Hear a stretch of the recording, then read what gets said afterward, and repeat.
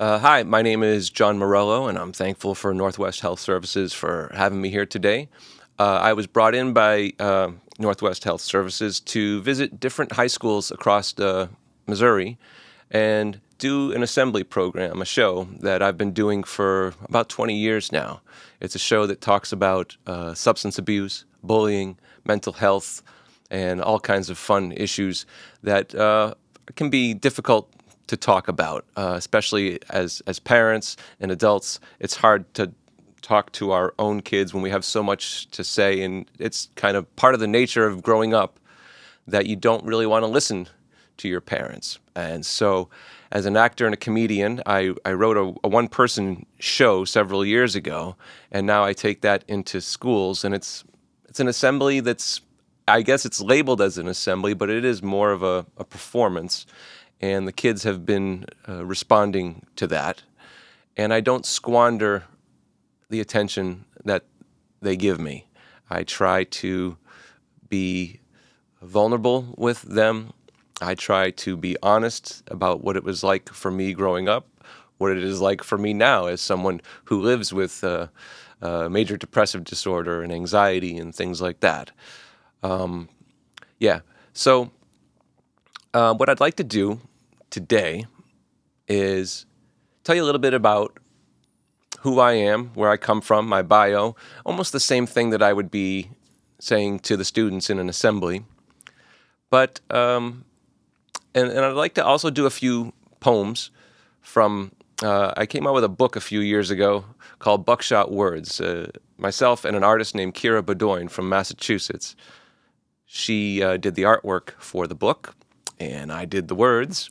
And we would tour around to schools, and she would paint on stage live. So I would be reading like I'm going to be doing today, and then she would be painting. She's not here today, so I wore some of her artwork on my shirt, and it matches the motif here. So, all right, I'm fashionable today. I'm actually on point for once in my life, so it won't last long. So thank you for joining us today. I grew up in Michigan, and I lived right outside Detroit. Detroit's predominantly African American. I lived in Warren, which is predominantly white. It was a very white town. It was so white that being Italian was ethnic. Like, ooh, watch your wallet, here he comes. There was like maybe one or two. I think there was like one other Italian family down the street. We tried to start our own mafia. It was fun. Me and this kid, Ricky. Maybe he's going to be listening to this too. So this is a shout out to him. I'm kidding, but by the way, I'm going to be naturally sort of using a little bit of sarcasm and humor and just like my sort of patter that I would be doing with the kids right now. Some of it might not translate as well into like oh, that's offensive what he said, but I don't know what to tell you. So it works live, and if we need to cut it, we will. So so I grew up in Michigan, and I lived right outside Detroit. I was a kid with a lot of energy. I did not like going to school. Most kids don't like going to school, but even when I was little, when you're supposed to like school and want to go see your friends, I was just like, this sucks. I didn't like going into a square classroom, sitting at a square desk, looking at a square chalkboard all day. It felt like prison. One of the few things that I actually liked was my art class and my science class. I joke that I liked my art class probably because I liked my art teacher. Like I had that little kid crush on her. I accidentally call her mom. She'd come over. What are you drawing? Another picture of you. Hopefully it wasn't that creepy, but probably was. and she would say these really cool things to us. Whenever we had a hard time drawing something, she'd say, just draw what you see and not what you think you see. I was like, yeah, that's deep. I love you. No. But I guess those words are what guided me years later when I became an artist myself, a performance artist, and was writing and creating to write what I've seen and to create what I've seen and not what I was thinking I was seeing, and to be as honest as possible, or as we say in the drama world, to use as much verisimilitude as possible. But who the heck uses that word besides me right now? So, Yeah, and I guess I liked my science class too because you could get up out of your seat and do experiments and blow stuff up. I remember I made tornado water every year.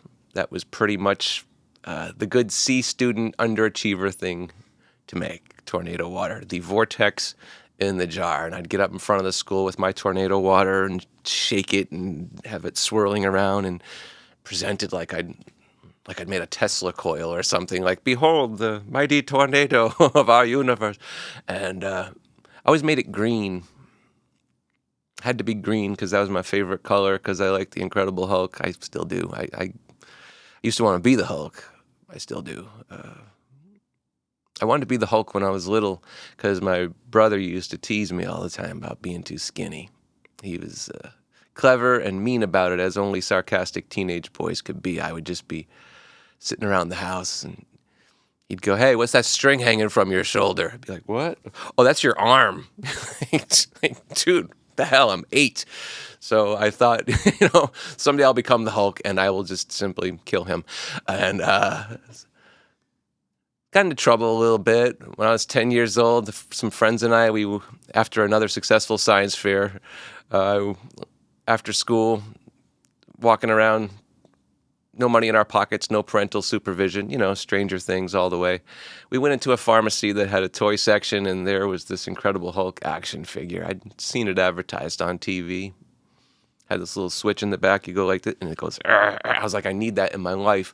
So being a good Catholic, I stole it, and I got home, and I got home. I felt guilty, as one should. I was like, God's gonna see this. My parents, even my dog was looking at me like, I know what you did. I didn't know what to do, so I lit it on fire. Not the dog, no, the action figure. This is the good old days in our nation when all of our toys and pajamas were flammable. It's America, great. That's when I was 10. When I was 11, I woke up with everybody in my house screaming and crying. What had happened is my oldest brother went out on his motorcycle. He went out late at night on his motorcycle, and some kid 16 years old that just got his license, had been drinking, and came to a red light. It was late at night, figured there's no one out, and he ran the red light. And my brother couldn't stop in time and T-boned him. And next thing you know, my oldest brother, who, what little kid doesn't idolize his oldest brother, is hooked up to all these machines. And I remember I had my mom with me, my dad, and my sister, and my other brother. And the doctor said they were going to take my brother off of life support. And I remember my mom, thick French-Canadian accent, telling the doctor, "No, I don't want my oldest son to die on the birthday of my youngest son."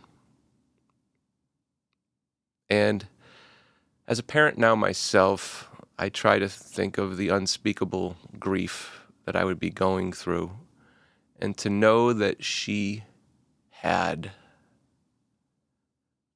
the presence and the grace in that moment to be thinking of me is it's amazing. It's been part of my own therapy for years because it did happen on my birthday. I did, in some weird, magical thinking, superstitious way, subconsciously kind of blame myself for that. They say that when you're young, that you're not able to take traumatic events in your family that happen and sort of ascribe them to external things, or that maybe it could be somebody else's fault or your parents or whatever circumstances, that you just instinctively, or just the way our minds are made, that we internalize and sort of blame ourselves. That might be the root beginnings of some of my mental health struggles. Mental health is mysterious. It's chemical, it's biological, it's genetic, it's experiential, it's all those things. So I'm not quite sure, but these things, these traumatic events, can be like atom bombs, and there's fallout for many years. I'm sure my sister dealt with it in her own way. My parents grieved. My other brother did not really deal with things so well, like a lot of young people in suburban Michigan in those days, and like a lot of young people everywhere. Just a lot of smoking, a lot of drinking.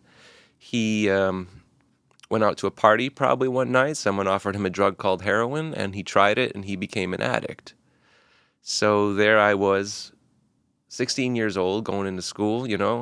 Both of my brothers had dropped out. I had one brother in the grave, another brother that seemed like he wanted to get there pretty quick. And I'd go to school every day, try to learn, try to make sense of things. But my coping mechanism was to keep people away. And if I became a class clown of sorts and was laughing at other people, that would be something that that was one of my defense mechanisms. If they were laughing at someone else, they weren't laughing at me. And if I had a bigger smile on my face, people would stay away. And if I made enough jokes, they would kick me out of class. And if they kicked me out of class, I wouldn't have to do the work. And if I didn't do the work, well, I wouldn't have to risk looking like I did not know something.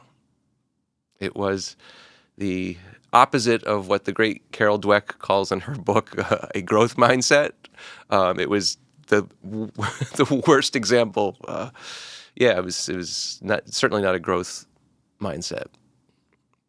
And I guess things started to change for me when, and at that time in my life, I was smoking pot and drinking and partying with small town friends in a little friend group.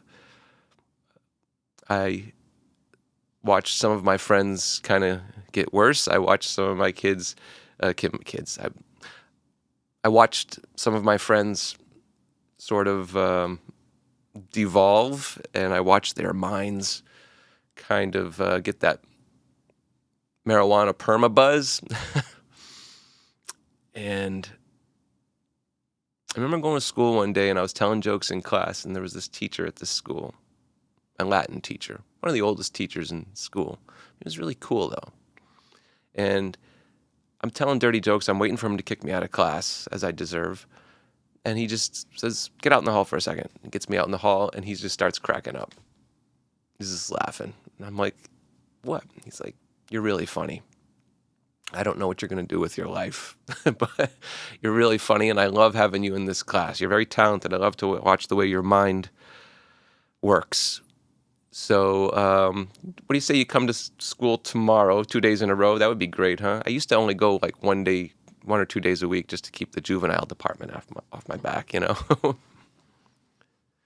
And he's like, "Come to school tomorrow. I'll give you 20 minutes to tell jokes. You give me some time for Latin afterwards, or just put your head down." I'm like, "All right.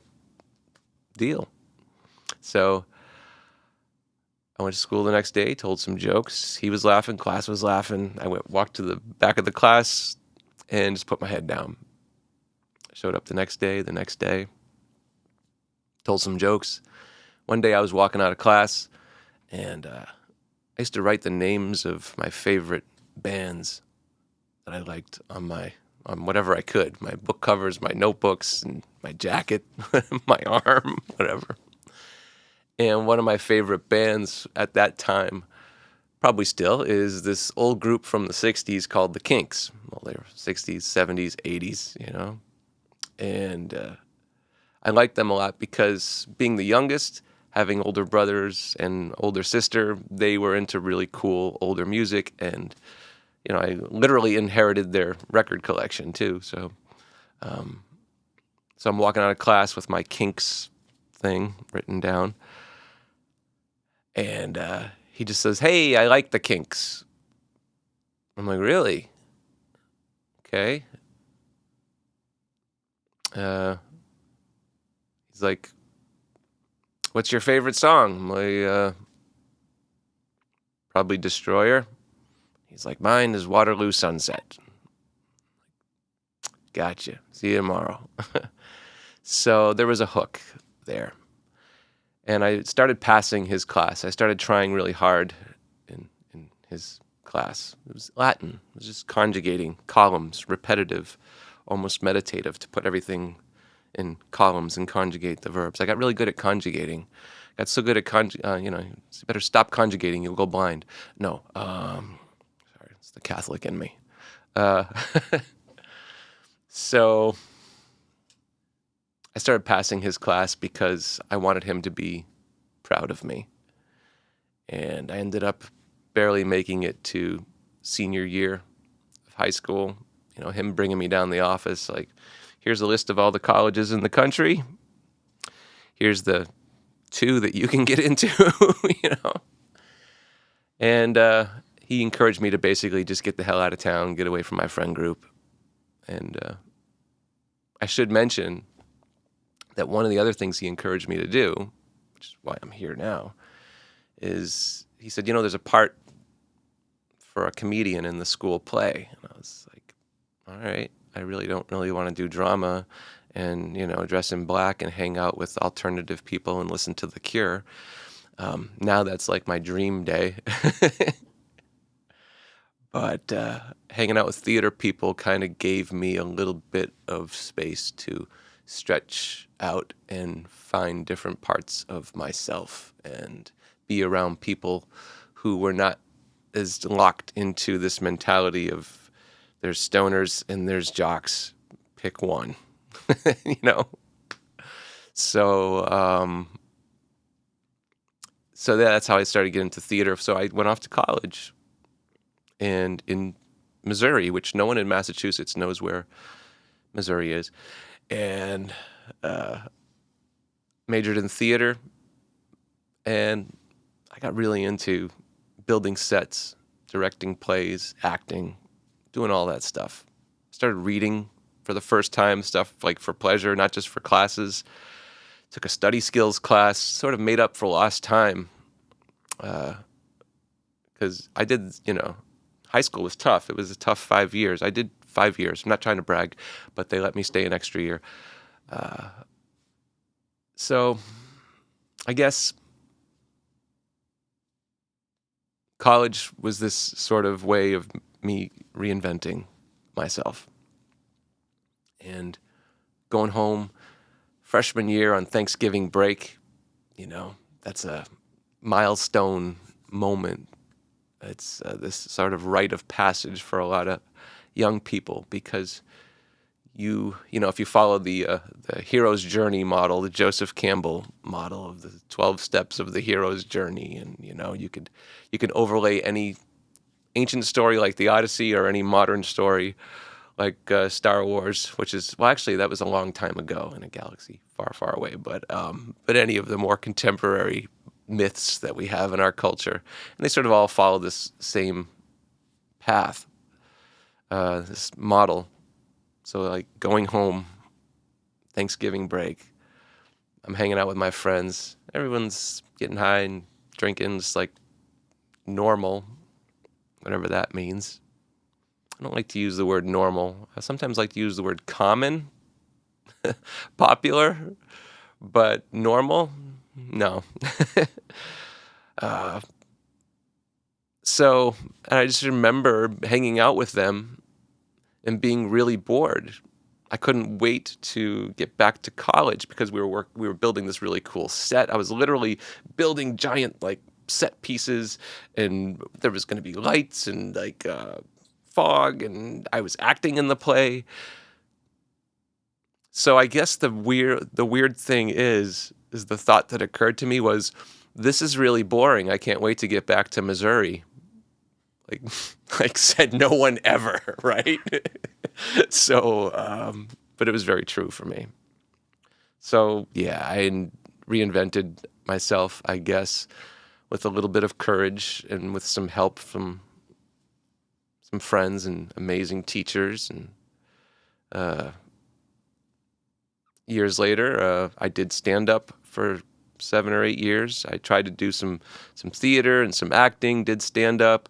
And while I was doing stand up, I started writing the show Dirt, which if you go to my website, iamdirt.com or johnmorello.com, you can learn more about that. And that's what I've been doing at different high schools around Northwest Missouri for the past week or so. And it's this coming-of-age tale with all these different characters. So it was me taking all these sort of disparate parts of my life, whether it was song lyrics or funny thoughts or characters, and sort of putting them all into this thing and creating this one-person show. And I remember my brother was going to come on the road with me and be my sound man. And he was doing really well. He was clean for almost 2 years at that point. And he went out and he bought a bag of heroin one more time and he overdosed and he's gone. And so it gave me a greater sense of urgency with the show to not just treat it as like a side thing, that, you know what, I think this is a true vocation, calling, if you will. And I went from doing like 7 or 8 shows a year to doing, and having another job, a couple other jobs, to doing like 100 shows a year. And I started talking about my brother. I started talking about grief. And I started having kids come up to me and tell their stories. And my show has changed over the years because I've made it porous. I've tried to allow the voices and feelings of my audience members that have seen the show to sort of become the voices in different lines in the show from the different characters in the show. So it's reflecting them, giving them a mirror to sort of see themselves, and that kind of therapeutic catharsis. There's another good drama word. So we've learned verisimilitude and catharsis. Aren't we just great people? Yeah. So I talk a lot about grieving. I talk about mental health. When I start talking about drug use, I don't moralize good and bad, evil, bad kid, good kid. Who's good? Who's bad? Life is more nuanced than that. When I talk about bullying, I talk about my own feelings of being othered, living in a town where I was living in a housing project and being a free lunch kid, going to school with long hair in 8th grade and remembering this bunch of short hair jock kids literally kicking me in the back on the bleachers and going, "What are you?" Like, what? Like, what are you, boy or girl? I don't dig too deep into gender and orientation, but I know what it feels like to be othered. I know what it feels like to be on the outside looking in. I know what it feels like to have a bunch of feelings inside that nobody knows, and the way we can hide those feelings and try to put on a brave face. So I talk about my own feelings with those things. So whether it's someone who is being othered because of their gender, their race, or whatever, it's something that's kind of universal. And I try to take the pain that I might have been through and to turn it into something good. What else can we do? Or else everything that we've been through has been for nothing, right? So that's why I'm here. And that's why I do what I do.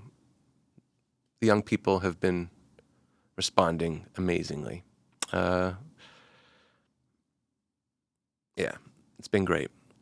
For this podcast, I planned on reading a couple poems from my book. But I don't want to do that now because I feel like what I was supposed to say, I've just said. And one thing that sort of guided me in my creations and artistic work, the words of, there was this really strange show that came out of Minneapolis, Minnesota years ago called Mystery Science Theater.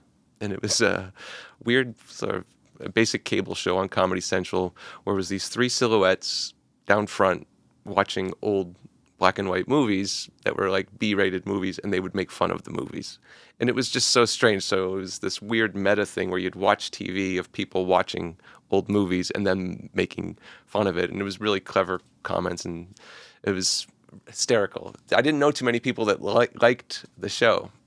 Well, one day I saw the guy interviewed, and they said, what a risk to do something like this that sort of falls through the cracks, that not everybody, it's like, it's not going to be very popular. It's not going to take off. This is just so strange.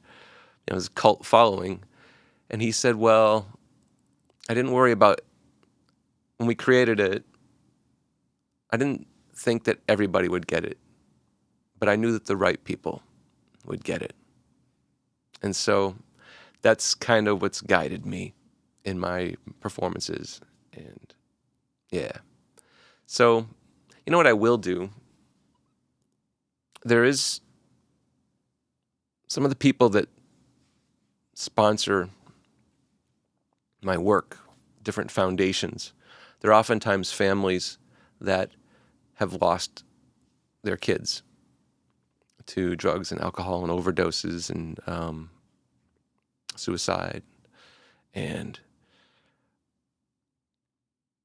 again, as much as I'm in awe of how my mom was in that moment when I was younger, I'm in awe of the way they've been able to carry on and try to make something positive.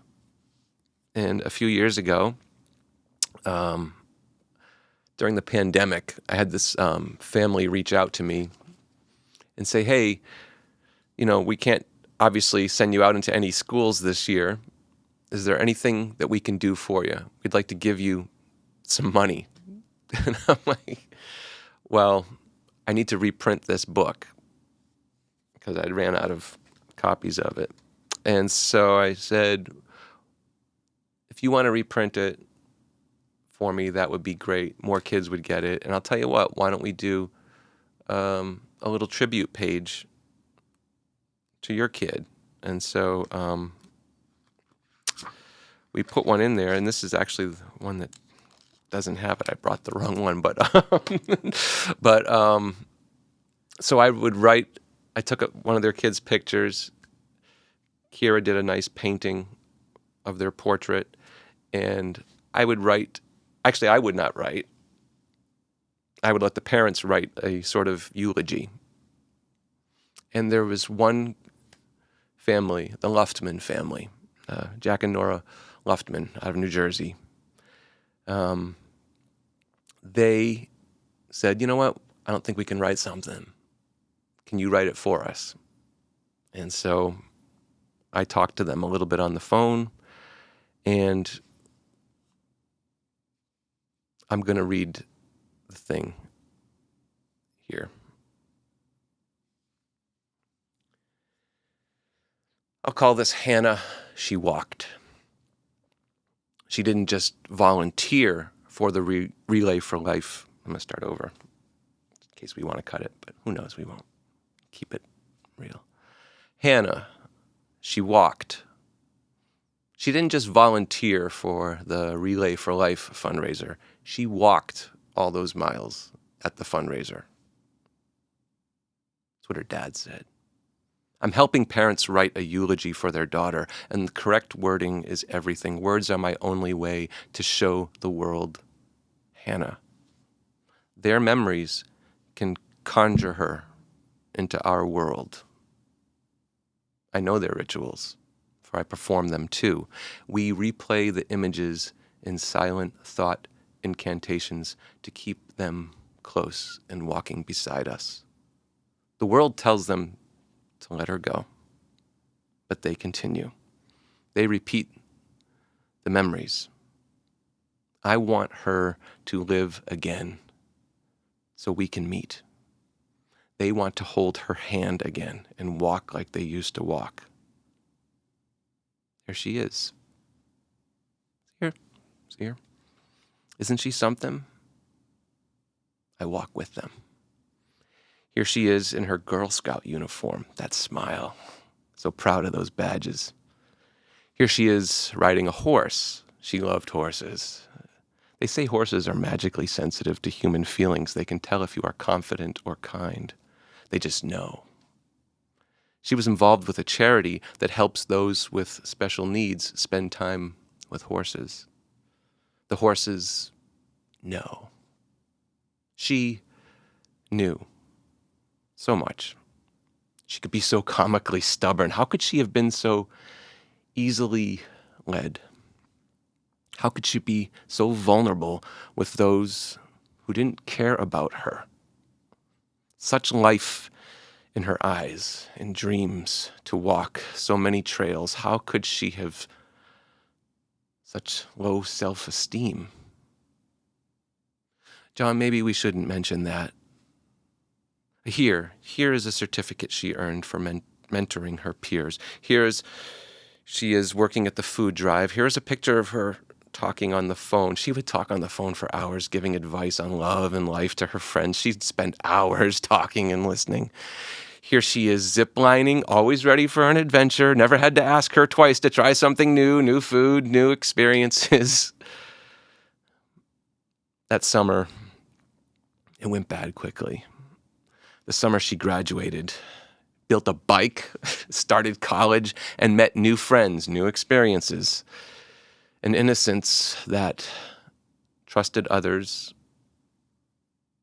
and never imagined that her new friends would lead her down a path that any horse could see was too steep and just too dangerous. A path that other creatures seemed to survive, but not Hannah. There was no recovery. It was an accident. It was just once. Like any kid, she deserved a second chance. But sometimes with heroin, you don't get a second chance. We see her in our dreams. We hold hands. She says she's sorry and didn't mean it. She says the things that seemed so overwhelming that summer now seem small from here. I asked for one favorite picture of Hannah, but how can they choose just one? How does a life fit in a photograph? Can the right images and words bring her back just for a second so everyone can know the beauty and the joy that she gave us? We must walk on, separated by whatever this is between us. We will always walk together. John, make sure you remember to write that she walked. She didn't just volunteer. She walked.